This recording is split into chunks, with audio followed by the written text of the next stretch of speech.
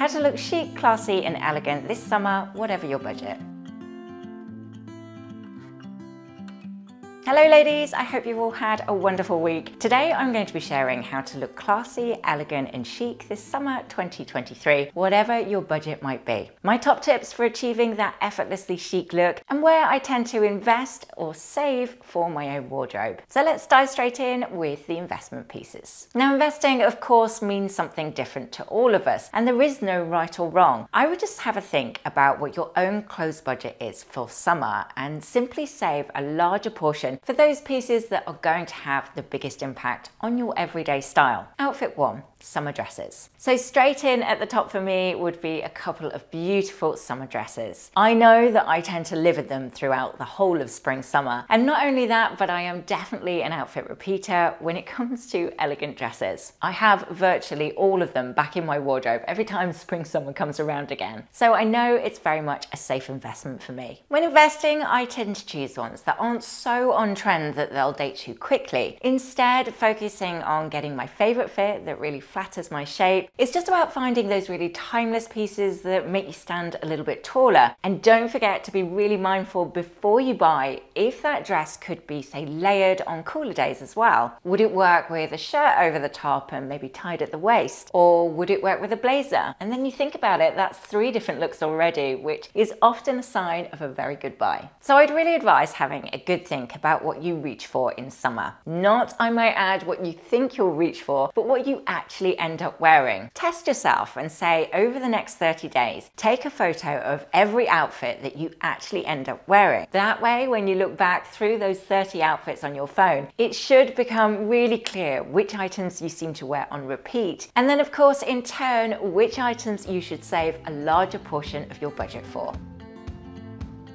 Summer suiting. Think about the key items you'll be reaching for and invest in those and save a much smaller portion of your budget for those filler items as such. So if you work in an office, I would say invest in elegant summer suiting. Something I would say that's specifically designed for warmer days. No, you're not going to be able to wear it all year round, but if you buy wisely, there's no reason why you couldn't have that as your go-to summer suit for years to come. And then of course on top of that, you can really get your wear out of those pieces by wearing them as separates as well. Now I've found so many gorgeous options about for summer suiting across both the high street with the independents and of course with a couple of more affordable designers too. So I shall add all my favorites to the description box below for you to take a look at the end of this video.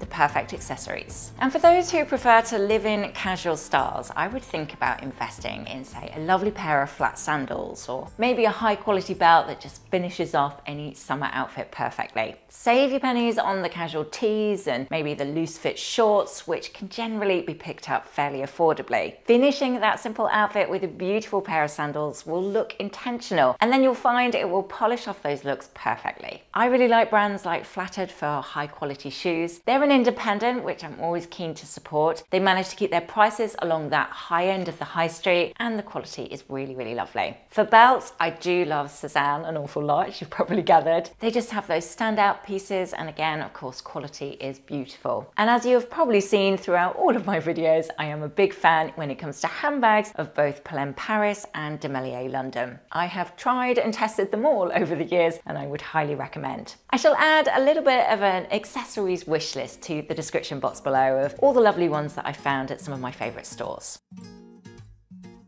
Also, just to quickly mention, I'm doing a 30 days of summer outfit ideas over on my Instagram page if you fancy following along. Essentially, every day for the next 30 days, I'll be sharing a different outfit idea, one that you and everybody else can recreate with the items you've already got in your own wardrobe. I think today is day 5, so there's already a couple of outfit ideas on there, and I'll try and add as many styling tips as I can within the caption. I must say, it's quite a commitment for me saying that I will post every single day, and an awful lot of editing too, I might add. But I really thought you'd find it helpful and you can save looks over there to be able to refer back to, and hopefully it becomes like a really handy resource for you. So I shall add a link in the description box below so you can head over there, have a little look at the end of this video and see what you all think.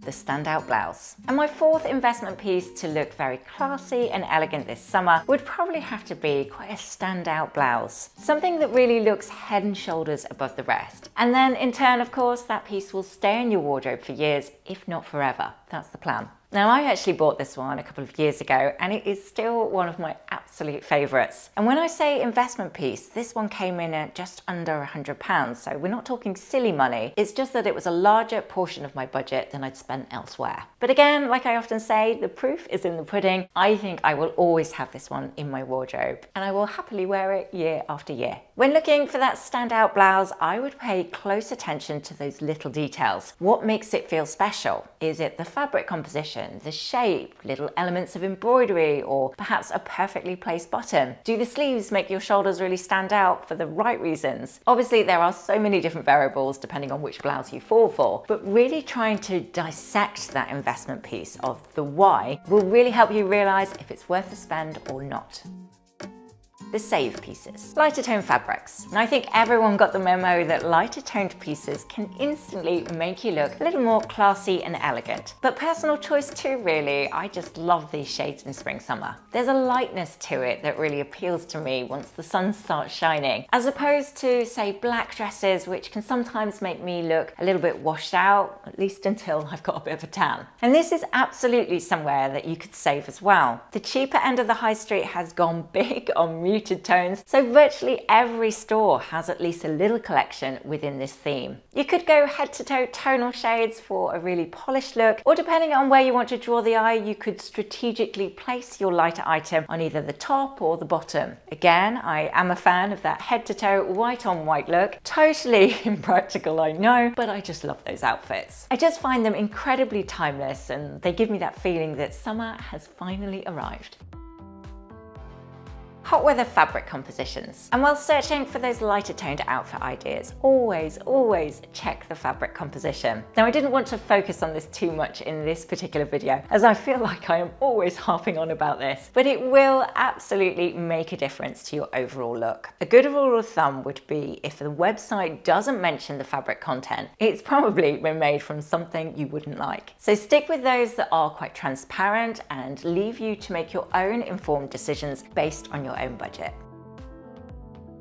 Looser fits. Loose fitting clothes are a must on warm summer days. They really allow the air to flow a bit easier, which obviously then cools the body down, and that in turn makes you feel much more comfortable. And naturally, when we feel more comfortable, we tend to look it too. These fits are often made from fabrics with less bulk, so things like cotton, silk, and viscose, for example. When going with something looser, I would avoid having too many pleats. I think you have to be careful where they're placed when you're going with quite an oversized fit. Now, this dress is actually from brands at Marks & Spencer's, and it's made from organic cotton. The fit is very loose and flowing quite naturally, and it's actually really comfortable to wear. And although I do find a drop waist very flattering anyway, you could also add a belt to nip it in a little bit if you wanted. And then of course you could layer something over the top if you needed an extra layer too, something like a denim jacket or maybe a blazer. Again, thinking of looser fits, I actually sized up in this denim jacket as well. I went for the medium rather than my usual size small, and that was intentional just to give myself a bit more versatility in terms of what I could wear it with throughout spring summer. T-shirts and tanks. While I do see the value in buying better quality t-shirts and tanks made from nicer and more sustainable materials, that absolutely doesn't mean that you need to spend a lot of money. This is somewhere you could definitely save on your summer budget because lots of the cheaper end of the high street have some really wonderful options. I buy a lot of my t-shirts from both Arket and COS, so they're between the £15 to £35 mark. And they're actually really beautiful quality. Lots of the everyday high street stores are using organic cotton for their basics, and whenever I see one in Tencel, I do tend to snap that up straight away. Now, on the flip side of that, I have seen the odd cheaper high street store making polyester blend t-shirts and tanks, and I might add they are retailing about that similar £15 mark, which I think is just very silly. Why would you buy a polyester t-shirt when you could buy a responsibly made, much nicer composition for about the same price? And it'll last longer too.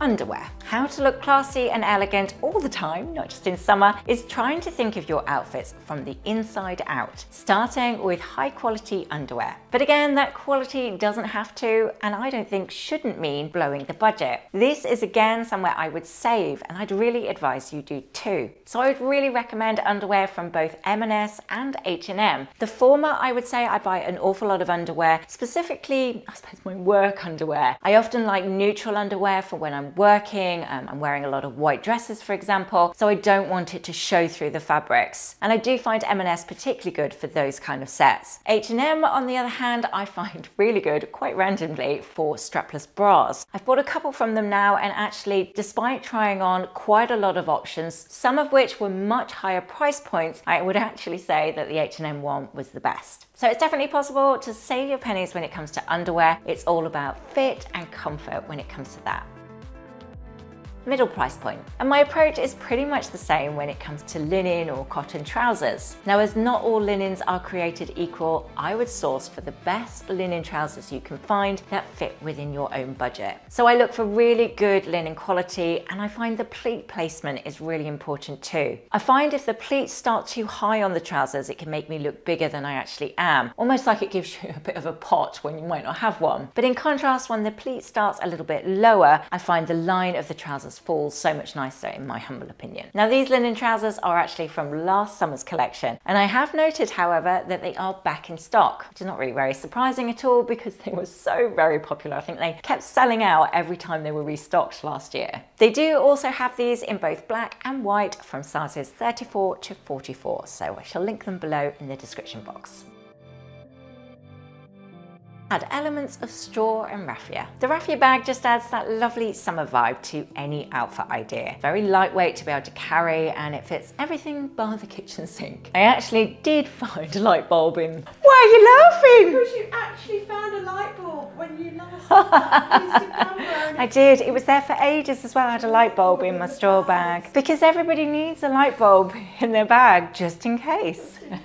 Whereas in winter, I would say most of my handbags are made from leather. In spring, summer, we tend to yearn for those lighter fabrics, lighter textures all around really. So that could also be with your handbag too. Raffia just really reminds me of holidays, like a beach hut with a straw roof. That's what I seem to think of. And often I tend to use mine as a beach bag too. Now, I love this version that I'm showing in this footage, but if you have got a little bit of extra budget to spend, I also really love the one that I got from Demelier as well.